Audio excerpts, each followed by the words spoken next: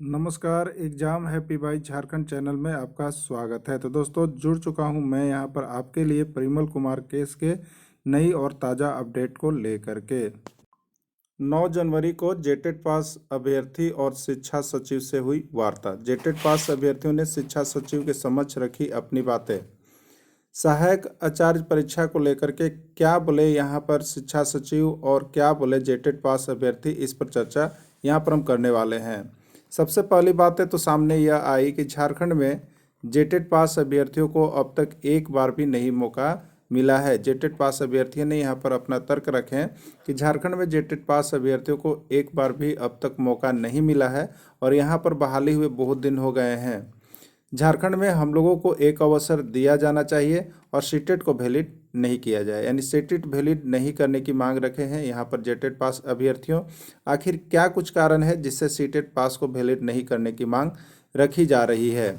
बताया गया यहाँ पर क्योंकि सीटेट को लेकर एग्ज़ाम टलता है तो 3-4 महीना तक एग्ज़ाम और सरकार के कार्यकाल भी पूरा होने वाला है। यानी यहाँ पर कहने का मकसद है कि अगर सीटेट एग्ज़ाम को लेकर के यहाँ पर अगर फिर से फॉर्म भराया जाता है, जिसमें यह भी बातें सामने उभर कर आई है कि 2 से 3 महीना जो है परीक्षा की तैयारी का भी समय देना है, तो इस बाबत अगर यहाँ पर सीटेट को वैलिड किया जाता है और फिर से फॉर्म का लिंक खोला जाता है तो 3 महीने तक परीक्षा यह नहीं हो सकती है, क्योंकि यह नोटिस में जो जजमेंट आया हुआ हाईकोर्ट का उसमें यह बातें लिखी हुई है। तो इससे क्या होता है कि एग्ज़ाम टलेगा और फिर सरकार का यहाँ पर कार्यकाल भी पूरा होने वाला है, जिससे यह सहायक आचार्य परीक्षा फिर से एक बार बाधित रहेगा और नए सरकार में ही यह संभव हो पाएगा। इस कारण से यदि जल्दी एग्ज़ाम को कंडक्ट करना है और सारी सीटें भरना है तो यहाँ पर सीटेट को वैलिड नहीं किया जाए। और क्या कहा गया यहाँ पर कि सीटेट जो पास हैं कैंडिडेट, उनको अब तक 10 मौका मिल चुका है, यानी उनको केवीएस, एनवीएस, एएमआरएस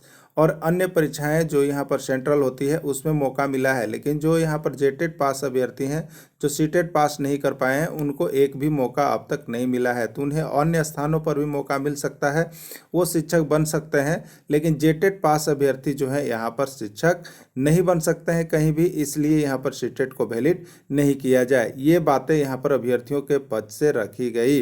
लेकिन इस पर शिक्षा सचिव ने यहाँ पर क्या कुछ कहा है? सरकार ने कहा है कि न्यायालय का आदेश आया है, अभी हम लोग समझ रहे हैं, देख रहे हैं, इस पर निर्णय बाद में लिया जाएगा। क्योंकि न्यायालय का जो आदेश आया है उसमें यह बातें स्पष्ट रूप से आई है कि सीटेट और अन्य राज्यों के जो टेट पास हैं उनको यहाँ पर मौका दिया जाए। तो इस पर हम लोग विचार करेंगे, उसके बाद आगे इस पर क्या कुछ निर्णय आएगा आपको 1 से 2 दिनों के अंदर जो है यहाँ पर बता दिया जाएगा।